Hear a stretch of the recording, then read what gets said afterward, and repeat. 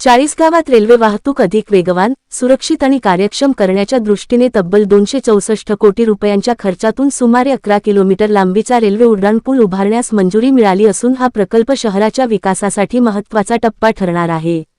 या प्रकल्पांतर्गत 2 नवीन स्थानक इमारती, 1 मोठा पूल, 16 लहान पूल आणि 5 मर्यादित उंचीचे भुयारी मार्ग उभारले जाणार असून सध्याच्या रेल्वे मार्गावर वारंवार होणाऱ्या क्रॉसिंगमुळे निर्माण होणारे अडथळे आणि विलंब मोठ्या प्रमाणात कमी होणार आहेत।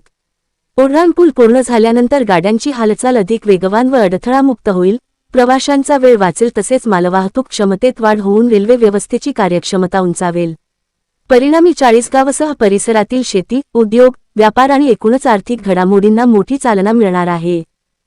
खरं तर 40 गावकरांसाठी अतिशय महत्त्वाकांक्षी हा प्रकल्प असणार आहे। या माध्यमातून ट्रॅफिकला आळा बसणार आहे आणि या पुलामुळे मला असं वाटतं की 40 गावकरांचं जीवन सुसह्य करण्यासाठीचा हा महत्त्वाचा एक प्रकल्प असेल।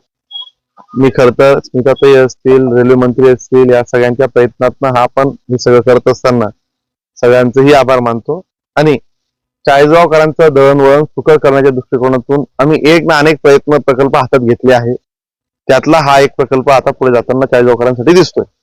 आता त्याचा फायदा कसा होणार आहे? त्याची आम्ही आता सगळे डीपीआर वगैरे आता प्रेझेंटेशन आता एकंदरीत सगळंच त्याचा एक छोटीसा व्हिडिओ तयार करून देतोय। म्हणजे तो कुठून चालू होतोय, कुठे संपतोय, रहदारीला कसा कसा फायदा होतोय, त्याची हाईट कशी असेल, विड्थ कशी असेल, या सगळंच टेक्निकल मागून तुम्हाला आम्ही देतो। आता खरं तर आपल्याला पक्षाने पुन्हा एकदा नवीन एक संधी दिलेली आहे।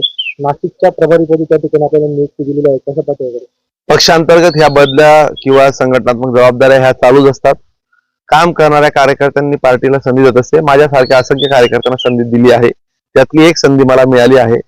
पक्षाने दिलेल्या संधीचं सोनं करेल एवढंच मी या निमित्ताने सांगेल।